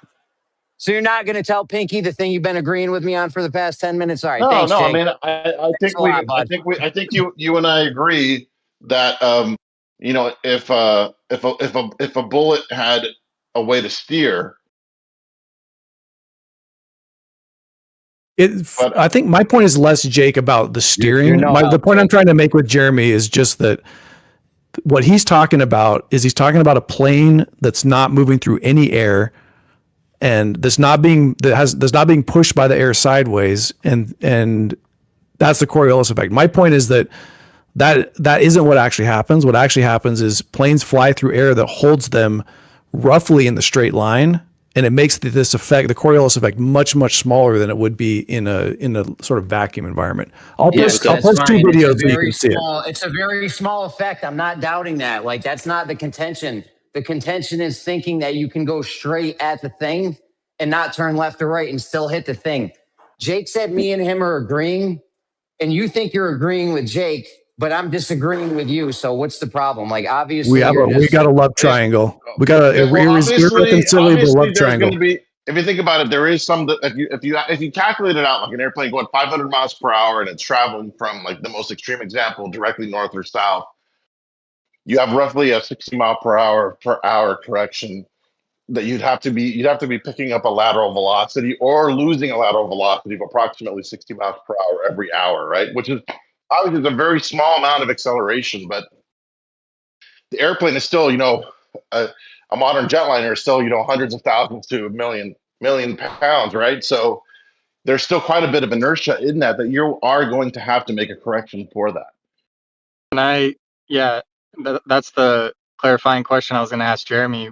When you say straight, do you mean like keeping the same path under you, or do you mean like dead reckoning from the start off point as the Earth spins under you?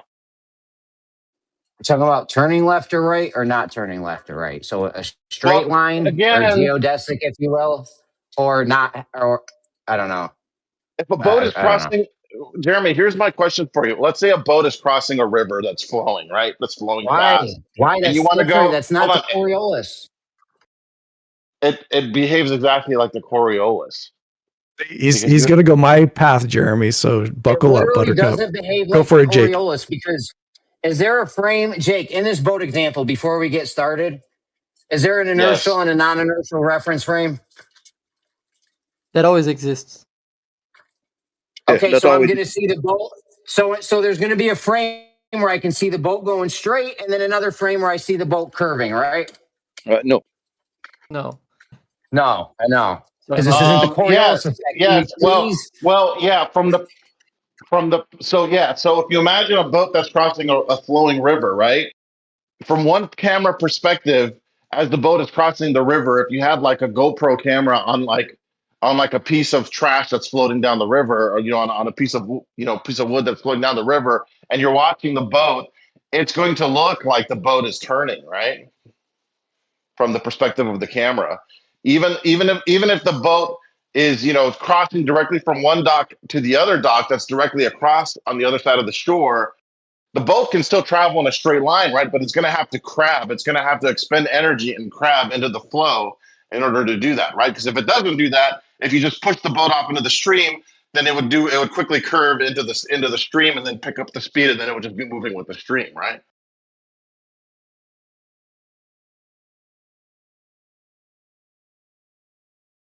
So that's the part. The part that kind of confuses me when you say, "Would you have to turn?"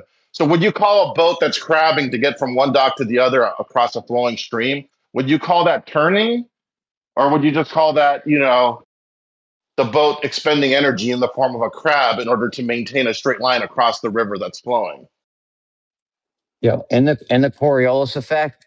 If you don't turn somehow, call it crabbing, banking, turning, whatever you want to call it. If you go straight, meaning don't do anything or don't turn left or right, you won't hit the target. You literally have to turn. You and You I have to agree do on that something. point. You have to do something to make sure the plane does not go on that straight line path that you were on. Okay, but if you're talking about crabbing, okay, and if you're talking about crabbing, okay, I 100% agree. Thinks he still agrees with you. Well, no, if you're talking about crabbing, I 100% agree. But all that's going to result in is you're going to travel straight down the line of, you would travel down like if you're traveling north to south, you could still stick on the line of longitude. No, you have to go off that straight line path. Otherwise, you will not hit the target. That is the basic principle of Coriolis. That's why you don't shoot at where the target is, because the bullet can't curve. This isn't Angelina Jolie and Wanted. No, if you're a pilot would just fly straight down. Like imagine the target is right down the prime meridian. The pilot is going to just hold course straight down that prime meridian. They're not going to turn from it. If he stays over a prime meridian, that means he had to adjust for the Coriolis effect and stay off of his initial straight line path. Yeah, but like you have to understand there's a difference between crabbing.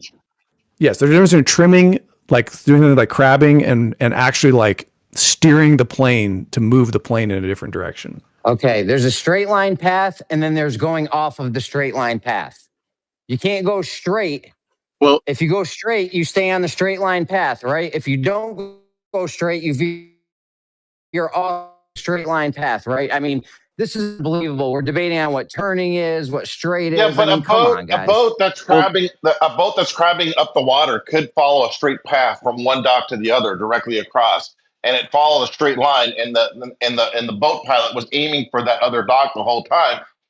It followed a straight path. The boat had to crab and apply power to maintain that, so it wouldn't get swept downriver. But it's still able to maintain a straight path because it's it has active propulsion and guidance, like an aircraft, right? So the boat never turned. It just compensated by applying energy in one direction, right? By trimming the boat in a different, in a way to compensate for the flow.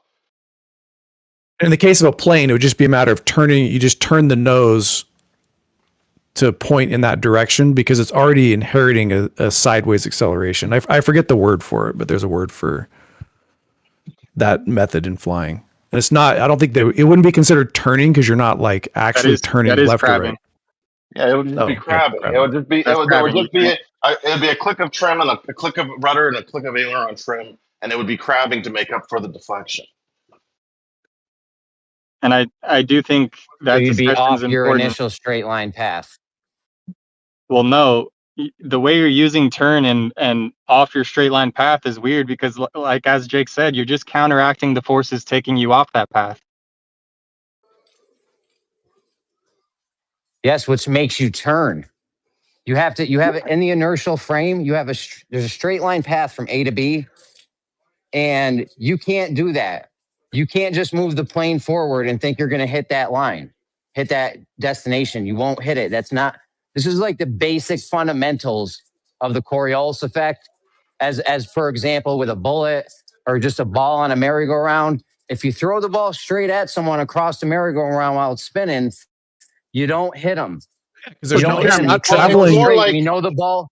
Jeremy, the ball goes straight. Hold on, man, guys. You're reverting back. Are we doing 1v1 now? Can you please stop for a second? Let me just finish. I'm almost done.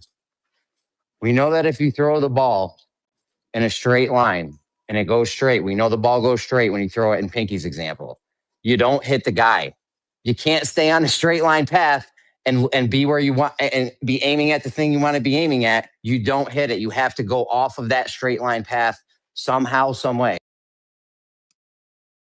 Okay, my point was it's a different. You keep switching the scenario back to like high inertia of a ball with basically no medium that's tracking with the rotating platform. So if you redid that rotating platform, you got rotating air above it that was like co-moving with the platform, and then you got a super light ball like a beach ball or something, right? And you throw it, you're going to get a very different result. That's my whole point. So going back to the like high inertia things is it's I don't know, either you don't understand it or it's bad faith. I don't know.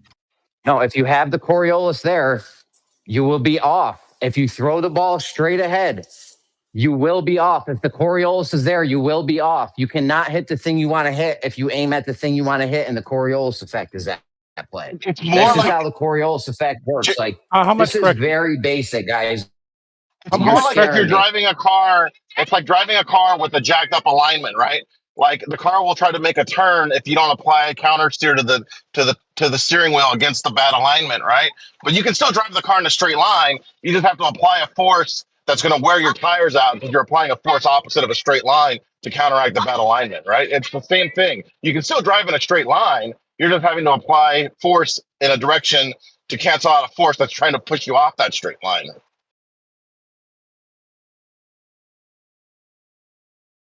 So, Jake, is there Coriolis or not?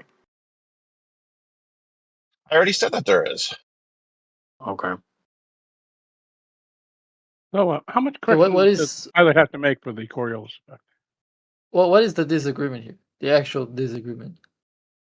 Jeremy says you have to have some sort of lead the target ballistic trajectory in order to be most efficient.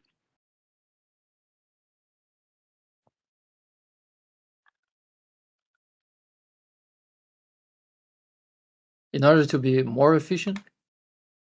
Yeah, he thinks you'll travel a shorter path if you lead the target. Well, have you seen what the path looks like from the ground if you try to make the inertial path?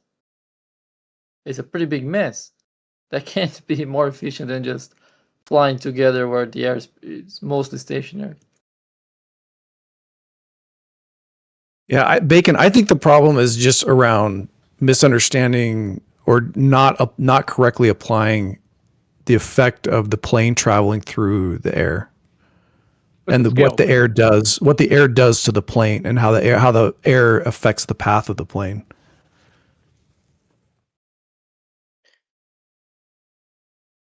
It's a scale thing too. He thinks it's a really big problem, a really big issue. Like if Yeah, you spin the merry-go-round.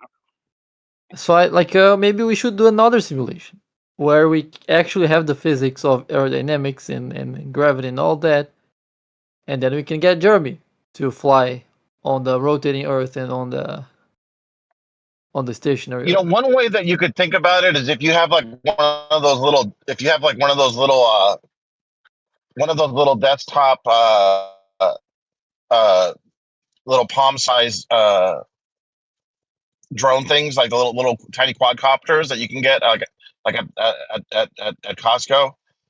And if you had one on an airplane that's sitting on the runway about to take off, right, and you just hover it over your seat, when the plane starts accelerating, right, you're going to have to apply a little bit of forward force, otherwise the drone will hit, will start flying backwards, right? But if you just keep that force applied, it's going to keep picking up speed with the plane, and you'll still be able to hover it right in front of you. You know what I mean?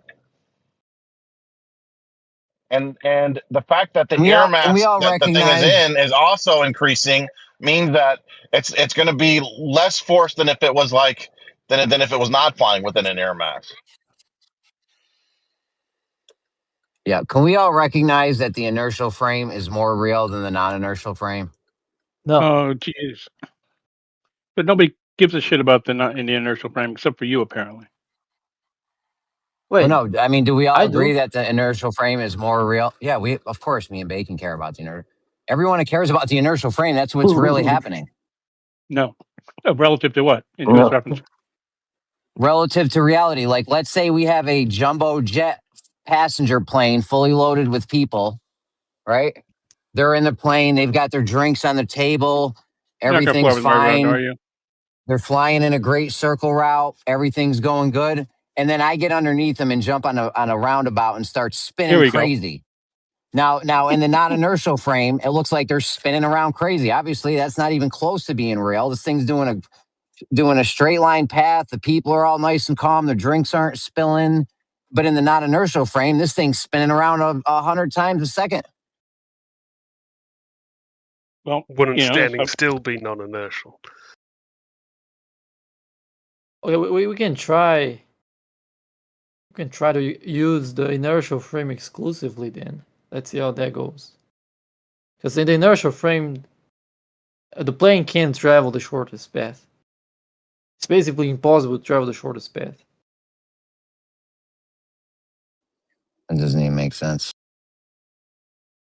I guess you have Wait, what was your do it all the time? Bacon, which one's the inertial? You don't know that. Is it the Earth or the outside of Earth one? The Earth plane, is not there is inertial. no outside. So, yeah, let's go with the frame where Earth's spinning.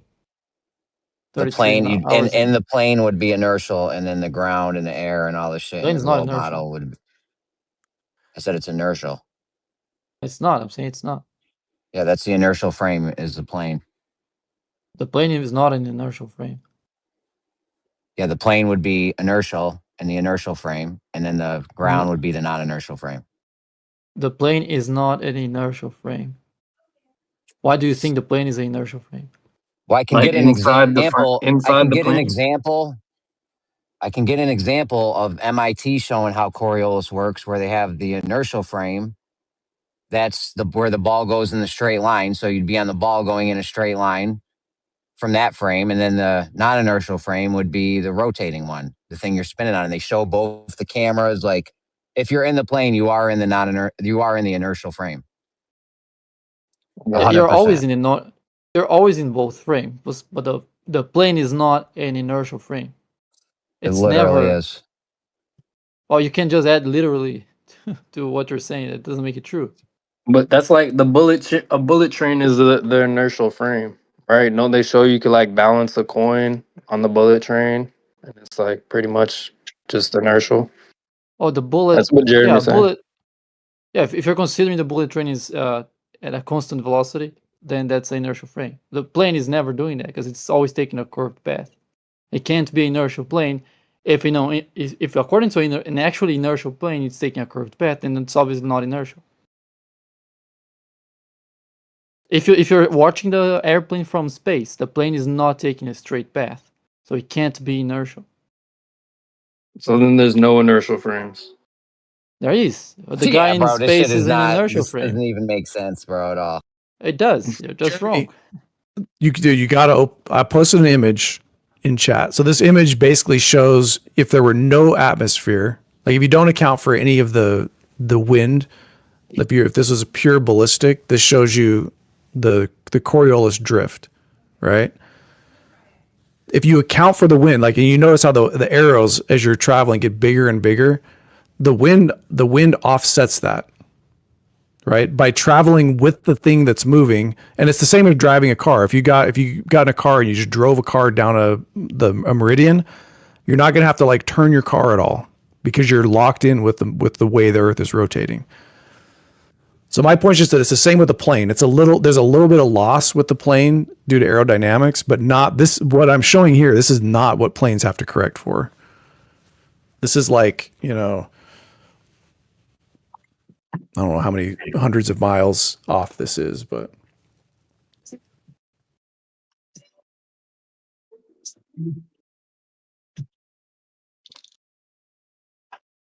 I think we should build Jeremy 3 more simulators. I think somebody else said they were going to build one for you, Jeremy.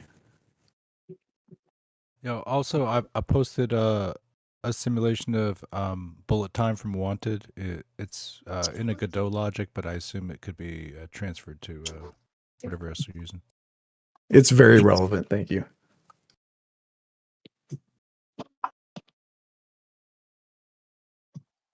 Dude, it's demonstrable that when you throw a ball off a merry-go-round, the ball goes in a straight line, and it looks like it curves from the non-inertial reference frame. That's demonstrable. So now that we know that, if you throw the ball at someone, we know that you won't hit them. You have to throw it where they're going to be to hit them. If you want to throw it at them, you need to be able to turn.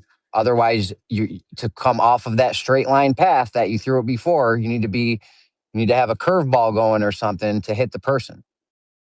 It's not even where they're going to be. That's not even how you get to hit them. Because if you're aiming where they're going to be, you're not adding your tangential velocity, so you're going to miss again. Well, you definitely can't throw it where they're at right now, like Pfinky thinks you can, and hit them. I don't think my scenario was if you put a vortex of air above the circling platform, and then you use a super high drag ball, then you could throw it at him and hit him. Then there's no Coriolis effect. Right, because the air is moving. Because the air is moving. The air is moving with the platform. So you're saying there's no Coriolis effect on Earth because that's what's happening on Earth. We have the air moving with the ground. Well, I'm saying it depends on the inertia. That's like you could instead of using a high drag ball, you could use a low drag ball, heavy ball, and then it wouldn't affect it. So the question is, it depends on what you're talking about. If you're talking about something that gets carried with the air, it's going to be very different than something that doesn't. So if we use a heavy ball, there's no Coriolis effect on Earth, as long as we use more Coriolis with a heavy ball, less with a light one that would get carried with the wind. Yeah, the more inertia, the more you're going to see the difference between the inertial frame and the non-inertial frame. So the Coriolis force is going to be bigger. I have a very important announcement that will take only about 8 seconds. Pfinky and Bacon, if you want, can you look in the chat? I think Kosho made this. I just went back and found it in the chat. I think Kosho had made this years ago. Does this help at all? Take a look at the animation. I don't think so. Okay, I'm just posting it because Kosho posted it in relation to Coriolis. I remember. It shows the idea. It shows the idea of the wind pushing it along, essentially. Yeah, I mean that's pretty good. That's not. That might sound like it's pretty good, but the issue is that doesn't actually map to Coriolis. It's similar because you have a changing velocity along the path, but that's not simulating rotation, so the effect is not the same. Yeah, so I like it because you could see that if the ball was heavier, it wouldn't be deflected. But I agree with Bacon. So does this maintain Kosho in the number 2 slot then? Oh no, it puts him down to like 4. I think this is good if the intention is just to show how air can help you keep up with the atmosphere, but not to demonstrate Coriolis itself. It depends on what he was trying to show with this. Can you, Jeremy? Can you see the graphic? I can't look right now. If you're on a rotating reference frame, if you're on a non-inertial reference frame, and you throw something at a point or someone or something, and the Coriolis effect is happening because you're on a rotating thing. If you throw it at them, you don't hit them. If you take off in a plane or anything and just go straight at them, you're not going to hit them. You have to go off of that straight line path that the ball or whatever makes to be able to hit the thing. It depends on the inertia of the thing that you're throwing. It depends on the other forces that are acting on it. Nope. Right. I think it's a basic Coriolis fact. Like, you're not going to hit the thing. If you hit the thing, there'd be no Coriolis. Then there's no Coriolis effect to account for, and there's no Coriolis. Unless you hit the thing with a different path than the path than the inertial path, right? You could lead the target and hit it, yes, but you wouldn't be able to throw it direct. You wouldn't be able to throw it directly at them, right, Bacon? Yeah, that's why we say Bacon agrees with me. Hold on, because Pfinky thinks he's agreeing with you and me at the same time, but he's disagreeing with me. He's going to disagree with me right now, thinking he's agreeing with you. But we agree. So this shit don't make. Now we got another love triangle going on, Pfinky. You see what you're doing to us here? Yep. Yeah. I seem like I'm always involved in these. I say the same thing I said before. Coriolis is real, and the more inertia the thing has, then the further it's going to drift off course. But the more that it's carried by the object that it's traveling over, the less Coriolis effect you're going to see. And it'll approach 0 the more perfectly it's carried. Yeah, I mean it's a balance between the inertia and the aerodynamic drag, right? That's why a balloon almost couples perfectly, right? And a bullet, a projectile, which is very high mass, very low drag,